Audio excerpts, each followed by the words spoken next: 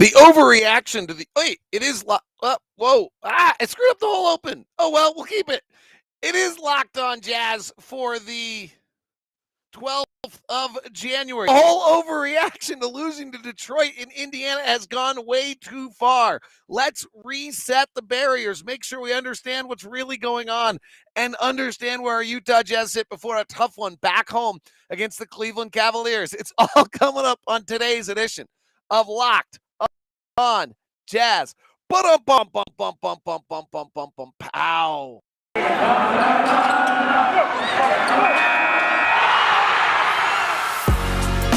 You are Locked On Jazz, your daily podcast on the Utah Jazz. Part of the Locked On Podcast Network, your team every day.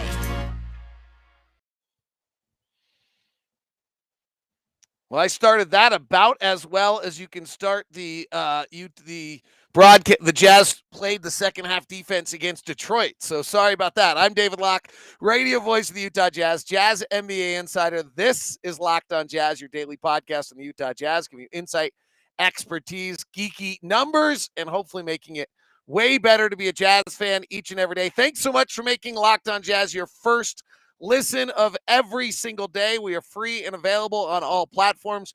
You are more than welcome. Please follow us on whatever platform you're listening. You can subscribe on YouTube for free, and you can hit that little bell button to get notified every time we start. A special hello to Derek and Taylor and Jared and Caden and Yorgis from Greece and Lacey. I hope the family's doing all right. Paul, Lee, and Caden, all great to have you aboard this morning. Thanks very much for the early risers. Somebody asked the other day if I'm tilted, and the answer is yes. Where I am parked, I'm on a slight tilt to the right. So those devices back up there are all a little tilted. But we are in the van. We're just living out of the van. I do go home, if you're wondering. But this summer, you never know where the van might be podcasting. I'm not sure my family's going to love it. All right, let's get a few things organized and straight here. The narrative is that because the Jazz lost to the Detroit Pistons and the Indiana Pacers, that the Utah Jazz can't win a title. And this is from Jazz fans. This isn't from national pundits doing crazy stuff. This is from Jazz fans. Okay. Let's make sure we have a few facts straight, because that's actually the furthest thing from the truth. Those losses are bad. Our performance was ridiculous. Losing to Detroit without Rudy Gobert by 30 in this over a 30-minute period of time is it's crazy. It shouldn't happen. It should, if you want to call it embarrassed, they should be embarrassed. I hate that crap, but okay, it should be embarrassing. It's bad.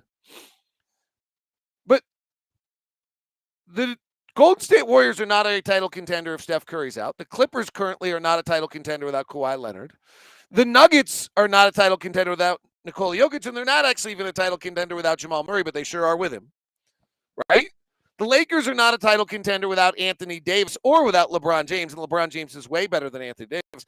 So the fact that he played 3 basketball games, and actually won one of them against Denver without Rudy Gobert, Toronto, I guess, was a basketball game 4, and we lost. Okay, if you thought we were a title contender without Rudy Gobert, you're insane, right? I mean, I have other words I could call that. But frankly, you're insane. There is sorry, my throat is super dry. There is no chance we win a title without Rudy Gobert. I mean, the other question we could be having here and discussing that's kind of crazy is if we didn't have Rudy Gobert, would we actually be one of the worst teams in the NBA? There's a chance. I've always wondered, for a long time, I've actually wondered if we didn't have Rudy Gobert, would we have just been the Phoenix Suns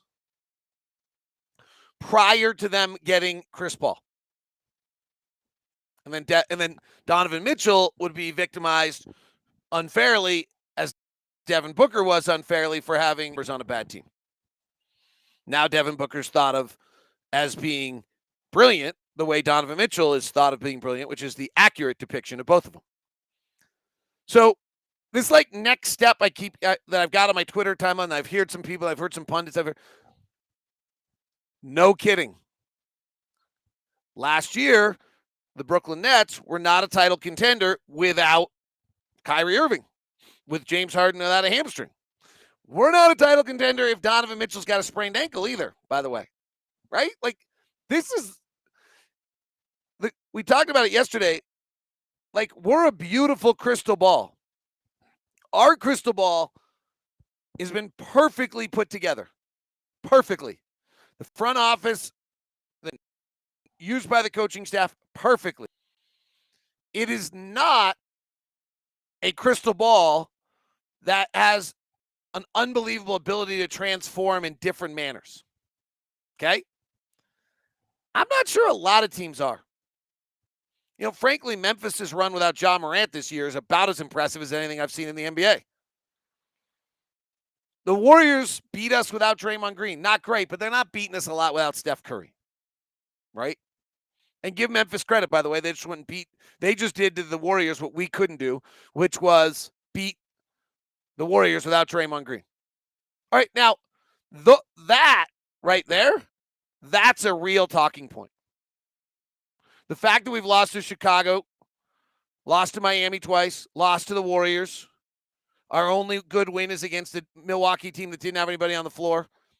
That is a legitimate talking point to discussion of where this basketball team is, how far they can go, how much they have to improve before the playoffs. Remember, the goal is to be at peak performance by game 70, 75, 80.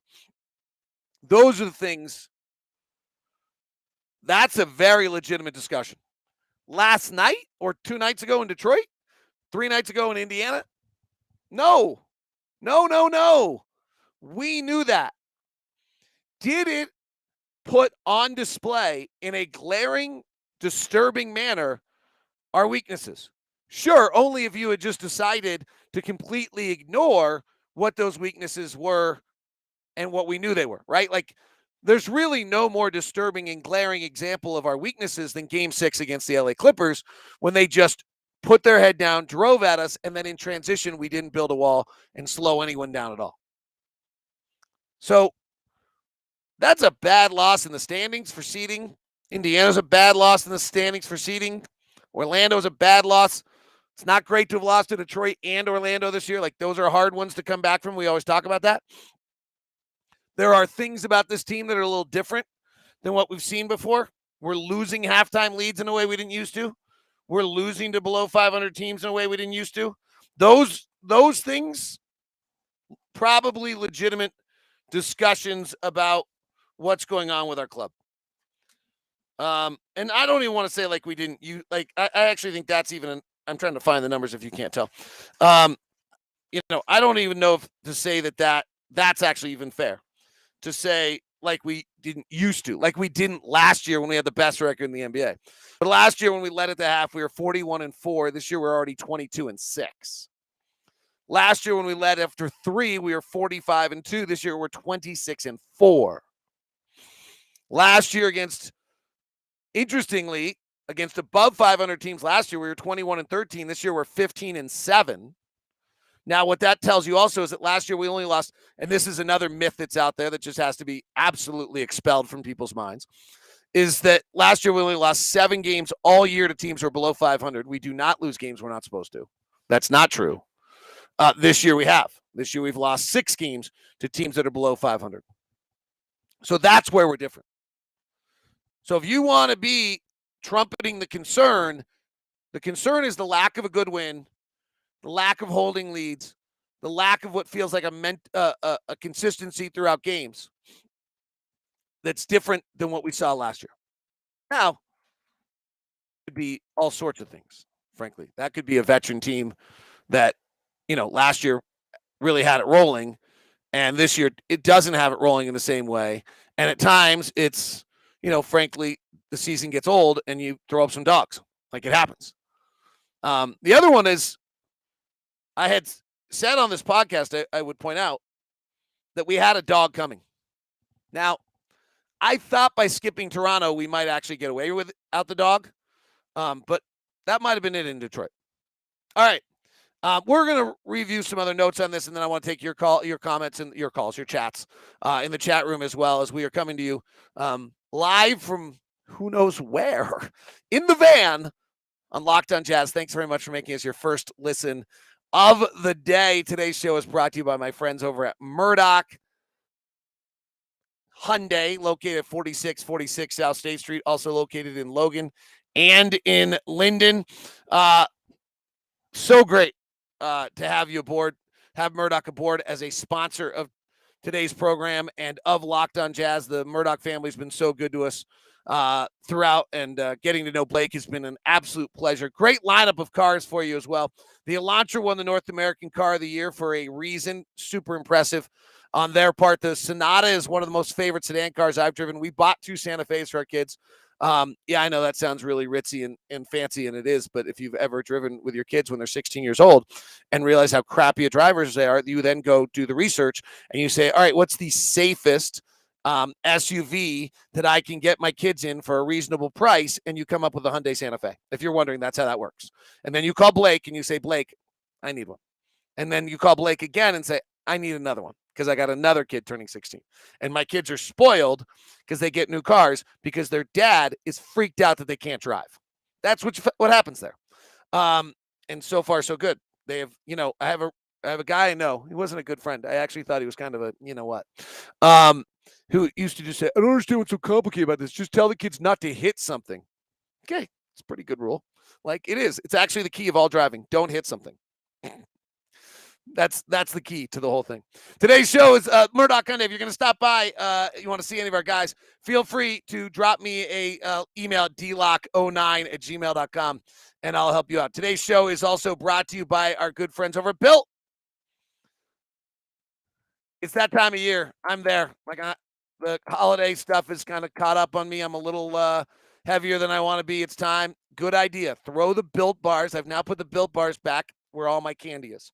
So now, instead of the midday 3 Oreo cookies, 4 Holland Mints, I'm a real sweet tooth, 3 chocolate chip cookies. No, all at the same time. Totally willing to do all those at the same time. It's a Built bar. That's the game plan right now to try to solve that. It's a Built bar instead. And it's usually a coconut brownie. Well, actually, today I have 2 choices. Today, in the van, we have the coconut brownie and we have the grasshopper cookie. Also, Built Bites are going away, so they're 50% off right now. Go grab them. The Built bars are still available. Coconut brownie chunk is still available. Grasshopper cookie is not, but frankly, mint brownie is pretty close. So go grab them and use the promo code LOCKED15 to get 15% off on Built.com. Thanks very much for making Locked On Jazz your first listen of the day. Have you tried Locked On Now yet? I'm super interested to know what you think of it. Great recap of the NBA last night. It's available on Locked On NBA's YouTube channel. It's also available on the Locked On Now podcast.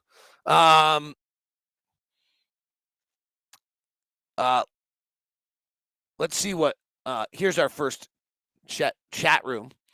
Ingles' value is an expiring contract, and that's it. So let's discuss this concept of the idea of trading Joe Ingles. Every time I do this, Joe DMs me and says, oh, you're trading me again. I am not trading you, Joe. Mountain Habler brought it up. So I think we saw Joe Ingles' value when the ball didn't move the other night. Now, Joe has not had great playoffs recently. Joe does physically look like he might be a step slower at 33 years old than he was at 29 years old. And it's probably some question of whether, as the speed of the game picks up, what his productivities can be. Legitimate questions. He is also one of the best shooters in the NBA early in shot clocks. He's one of the best catch-and-shoot shooters in the NBA. He gives us a third pick-and-roll ball handler to keep the game moving. He, at 6'8" and a pick-and-roll ball handler, is unique to who we are and what we do. So to move Joe Ingles, you better really receive value. To Mountain Hobbler's point, I actually think you better receive value that's going to help you next year also. Like, I feel like we have a 2 or 3 year window here where we have a chance to win this thing. It's kind of teams don't hold together that long. That's just kind of the reality. I'm not trying to make any big outlandish comment. I just kind of view that your window just eventually expires. Mike's going to get older. Like, Rudy's going to be in his third year of a contract at 38. Like, there's just enough things that I feel like, okay, we got this, we got next year. Really, I'd be building it on a 2 year window. And then if we have a third year at the back end of it. So if you can make a trade with really anyone, frankly, but in this case, Joe, that allows you to bring in a player for next season that increases your chances of winning the title both this year and next year, that's a trade to consider. Because if Joe just goes at the end of the year as an expiring contract, we're not in a situation where you can acquire that player unless you do it in a sign and trade with Joe, and Joe has to be willing to do that sign and trade. So if you're following me here, and I'm not sure I'm saying this clearly, the thing about Joe as an expiring contract from our standpoint, just looking at it from a Jazz standpoint, is it's not a replace because we're over the tax and because we're over the cap, it's not a replaceable contract. So Joe goes, he's making $12 million or so, maybe a little bit more in that range. I obviously have not run the trade machine with Joe Ingles very often because they're also I know his salary. But if you trade Joe, at the end of the year, Joe goes, we don't just get $12 million to sign another player because of the fact that's just the way the cap works. So if Joe goes and we don't re-sign him, we actually just lose Joe. We get back. Now we may need to use it to get under the luxury tax. But if we're trying to build a roster that has a chance to win it this year and next year, the value to trading Joe would be if you can bring a player back who has a year or two left on their contract so that they're performing inside that window at a level that you think is superior to what Joe Ingles would have brought to this team each of the next 2 years, this year and each of the next 2 years.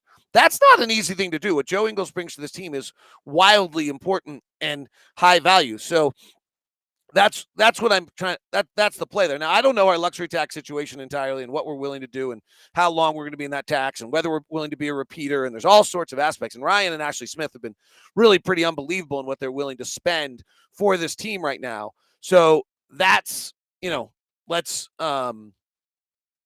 be careful with how much we're suddenly spending their money on that. But purely ignoring luxury tax bills and building and roster building for the next years, Joe's expiring contract is not replaceable if we don't re-sign Joe. So trading Joe, not that Joe's only value is an expiring contract, which in a sense, in some ways it is, but to us, trading Joe would be in order to get better this year, but also to have a piece for the next years. That makes sense. Paul says that Joe Ingles is the key. Anyone that doesn't see that don't see the big picture. Don't move as well without him. Ingles is the key. Anyone that doesn't see that doesn't see the big picture. Ball doesn't move as well without him. I'll help you out with the does and don'ts there, Paul, to make it so that people understand what you had to say. Yorgis in Greece has got a master plan. We trade Joe and get him back next year with the tax exception. Few things. Can you use the tax exception every year? I'd have to look into because I think we used it for Rudy Gay this year, so we might be able to.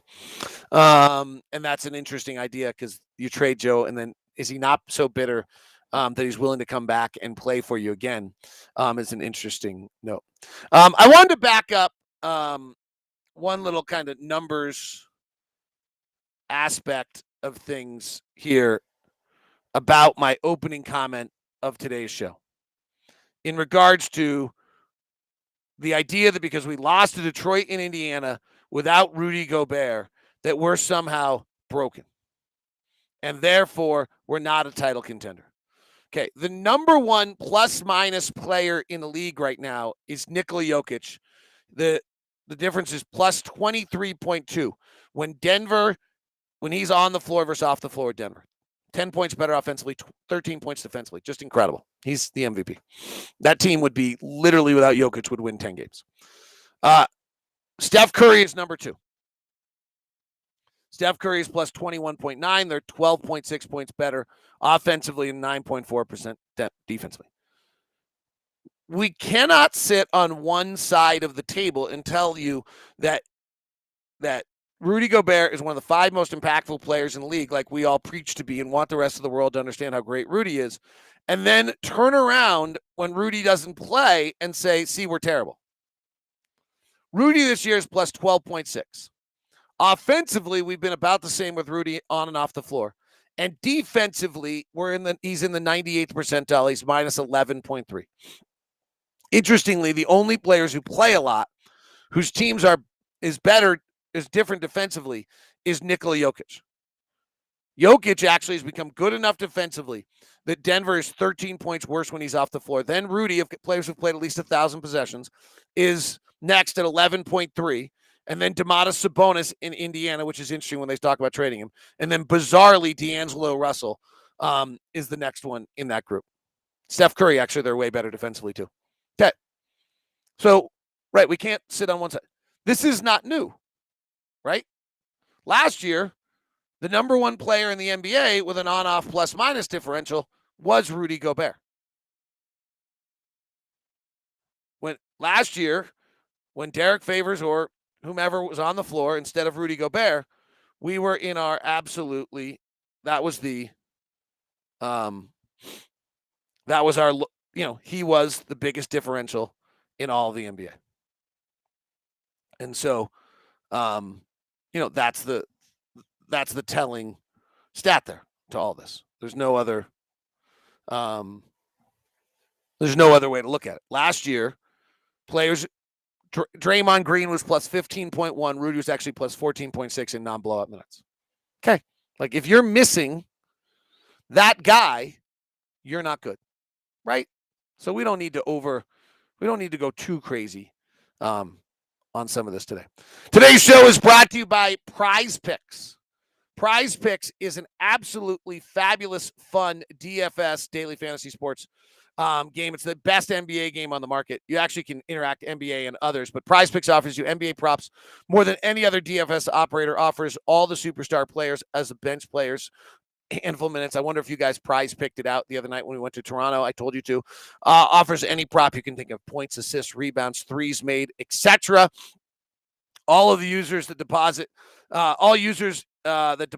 use the promo code NBA, get a 100% deposit match up to $100. You pick 2 to 5 players on the over/under on your projections. You win up to 10 times an entry. It's just you versus the projected numbers.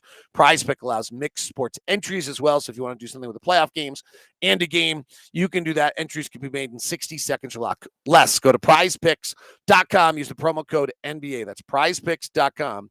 And use the promo code NBA. NFL weekend is upon us. If you want to get into all the action, you can do it at betonline.ag. That's betonline.ag to get in on all the action. The Bengals are a 5.5-point favorite right now. The Bills, I was just listening to Locked On Bills this morning and Joe Marino. They're 4-point favorite. Tonight on the NBA action of things, let's see where they have us without Rudy Gobert against Cleveland. By the way, Darius Garland left the Portland game the other night with a little bit of a kind of back injury, but not on their injury report. Jazz are a 6-point favorite tonight against Cleveland. Lakers are a 3.5-point favorite against Sacramento. Chicago is a 2-point favorite against the Brooklyn Nets. Wow, that game's being played late tonight. It's become a marquee game in the NBA. Dallas and New York. Dallas 2-point favorite there. Do it all at betonline.ag. Promo code LOCKED gets you 50% welcome bonus. All right. Thank you very much for making Locked On Jazz your first listen of the day. We're excited to have you aboard, and your second listen should be locked on now. So this is a great question. If we make a trade, would you go after Marcus Smart or a Jeremy Grant type player?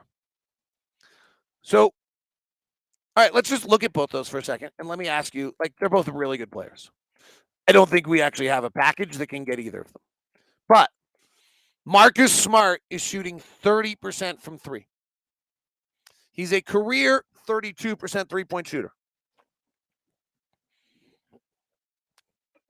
Who are you putting him on the floor instead? Who are you taking off the floor? And what does it do to us if you take you taking Bojan off? Bojan has the reputation of our worst on-ball defender. I actually think he battles pretty hard, and particularly if he can use his strength, he's fine. You taking Royce off the floor? So now we just have one defender again? Like, how are you making this work? I've yet to hear anyone explain to me how this works. So we're going to take a 40% three-point shooter off the floor, and we're going to put a 31% three-point shooter in Marcus Smart on the floor. And we're the number one. So now we're not the number one offensive team in the NBA anymore. Right? Like, Marcus Smart has some chutzpah and some guts, and he's got a lot of things. But, like, explain to me how this works. And maybe it does. And maybe the decision is we're better off being the fifth best offensive team and getting our defense to be a little bit better.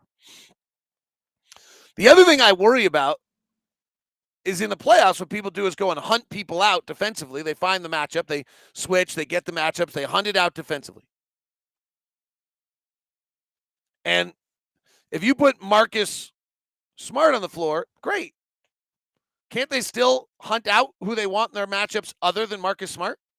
Now, you're going to go trade for Marcus Smart and Jeremy Grant and something, and then go change our whole team back to being defensive, and then we don't have enough offense, and it's hard to win. It's really, really hard to win. What usually wins is Giannis or LeBron or one of these guys, Steph, that's superhuman, that overrides all other aspects. Right? That's the element. So, all right. Jeremy Grant's really interesting to me. And I'm just being devil's advocate a little bit. Like, I think all of these are legitimate conversations, and they're good conversations. So Jeremy Grant is shooting 33% from three and a career 34%. Same question. Who are you taking off the floor? Now someone's not guarding Marcus Smart and someone's not guarding Jeremy Grant, and Donovan and Mike cannot get into the lane. So who are you taking off the floor? Let me also remind you that in the summer of 2020, which was not that long ago, Jeremy Grant got offered the same amount of money to stay in Denver and take 9 shots a night and be a defensive stopper, or sign with a terrible Detroit team and get 17 shots a night and score 22 points a game. And he chose 17 shots and 22 points a game. Now, maybe he's decided now that he wants to come back, he wants to go back to where are you getting 22 shots? Frankly, where are you getting 9 shots? Whose shots are you giving him? Guys like to shoot. They want the ball. We didn't move the ball at all the other night because of that. So where are you getting those shots? There's a balance here in building a basketball team. Marcus Smart takes 10 shots a night. And trust me, Marcus Smart takes 10 shots a night. Where are you getting them? So tell me that. So tell me where these trades make us better. Tell me who you're taking off the floor. Tell me where you're getting the shots. I mean, they're fun to talk about. I get it. That's what I would do too if I was in your shoes. But in my shoes, I'm going to make sure there's some logic going on with them. Right? That's what I'm asking. Mountain Hobbler has another interesting question. Do we have an answer on our roster? Here's the only question I actually have right now. Is can we play Eric Paschal as the center and Rudy Gay as the 4 some more? I do think you got to be nervous about taking minutes away from Hassan and whether you just lose him entirely. But I think there's, that's it. Peter Sloan brings up the question, is there a potential buyout candidate that might help? Yeah. I mean, I'd look for backup centers and things like that might get bought out. look at like who the backup centers on the really bad teams are and might not want to keep playing. Like who's Orlando's backup? Who's Detroit's backup? Probably nobody we're interested in. Who's, it's, so it's a veteran that's not young that decides they don't want to be there anymore. And they have a young guy they want to play instead. Here's what you want my answer? You want my trade? I want a secondary rim defender. The whole problem we have is that if you move Rudy Gobert out to the wing, we don't have a secondary rim defender. Now, I don't know how you're finding a secondary rim defender, so I don't have that answer. But if you want the piece of the puzzle that I think it's not a perimeter defender, it's a secondary rim defender. I'll elaborate more on this in the upcoming days.